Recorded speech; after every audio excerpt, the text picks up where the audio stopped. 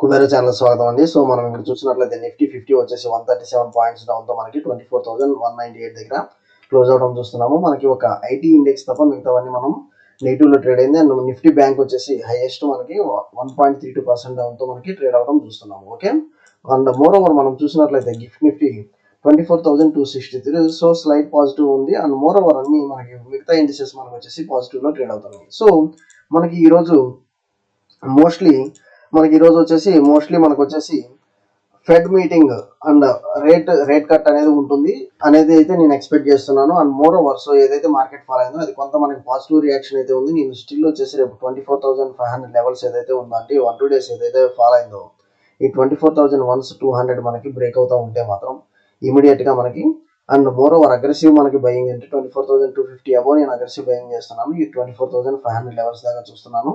So down side వచ్చేసి నాకు ఈ 24,200 ఎనీహో మనకు బ్రేక్ అయింది కాబట్టి మనకి 24,000 దాకా మనకి ఛాన్సెస్ అయితే ఉంది. కాకపోతే ఇది ఎలా రియాక్ట్ అవుతుంది ఏంటనేది మన లెవెల్స్ ఎలా అయితే చూద్దాము. ఎందుకంటే మనకి సో ఫెడ్ అనేది ఇంట్రెస్ట్ రేట్స్ తగ్గిస్తే సో అక్కడ వచ్చేసి మనకి ఇన్స్టిట్యూషన్స్కి లిక్విడిటీ అయితే పెరుగుతుంది. సో ఆ ఇన్స్టిట్యూషన్స్కి లిక్విడిటీ వన్స్ పెరిగిన తర్వాత ఆ అమౌంట్ మనకి ఏదైతే ఫారెన్ ఇన్స్టిట్యూషన్ ఇన్వెస్టర్స్ ఉన్నారో వాళ్ళు ఇండియాలో ఇన్వెస్ట్ చేస్తారా వేరే అదర్ కంట్రీస్లో ఇన్వెస్ట్ చేస్తారా అనేది మనకి ఇక్కడ ప్రశ్నార్థకంగా ఉంది. ఈవెన్ లాస్ట్ టైం మనకి ఫెడ్ అనేది ఇంట్రెస్ట్ రేట్స్ తగ్గించిన 2 డేస్ మనకి బాగా మార్కెట్లో బాగా ఫాల్ కనపడింది.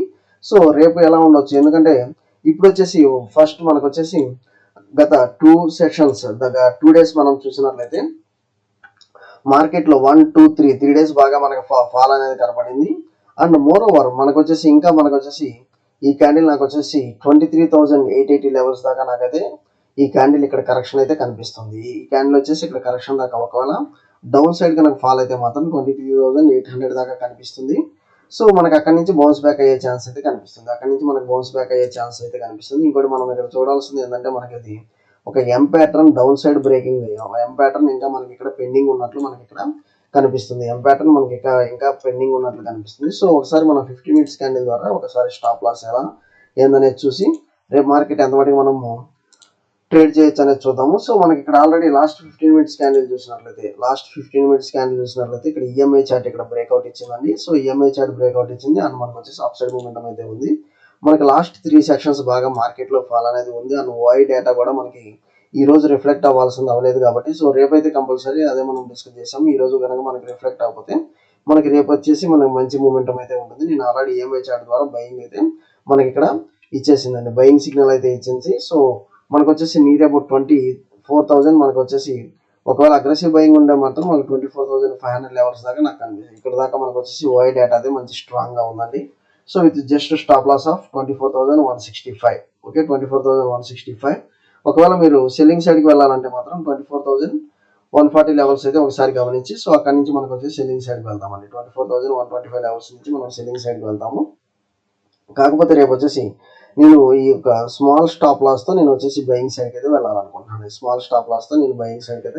ఉండాలనుకుంటున్నాను నిఫ్టీ. అది ఏది తీసుకోవాలనేది కూడా చూద్దాము. సో నాకు ఇది కూడా ఈవెన్ మనకి బ్యాంక్ నిఫ్టీ కూడా ఈ యొక్క ఈఎంఐ చార్ట్ ద్వారా చూసినట్లయితే నాకు so with stop loss so EMI stop loss అనేది ఒకసారి చూద్దాము.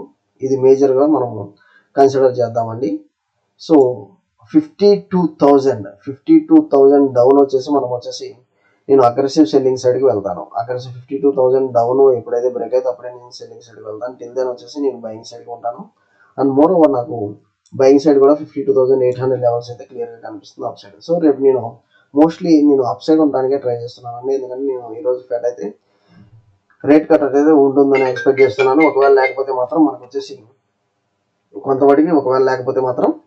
మనకి రేట్ కట్ అనేది లేకపోతే మాత్రం ఇంకొంత కరెక్షన్ అయితే ఉండొచ్చు అన్నట్లుగా చూపిస్తున్నాము. ఓకే, రేట్ కట్ అనేది లేకపోతే ఇంకొంచెం కరెక్షన్ అనేది సో 52,000 వన్స్ బ్రేక్ అయితే ఇంకో 500 పాయింట్స్ డౌన్ అనేది మనం చూసుకోవచ్చు. అది మీరు ఒకసారి గమనించండి. ఓకే, ఇక్కడ గమనించండి.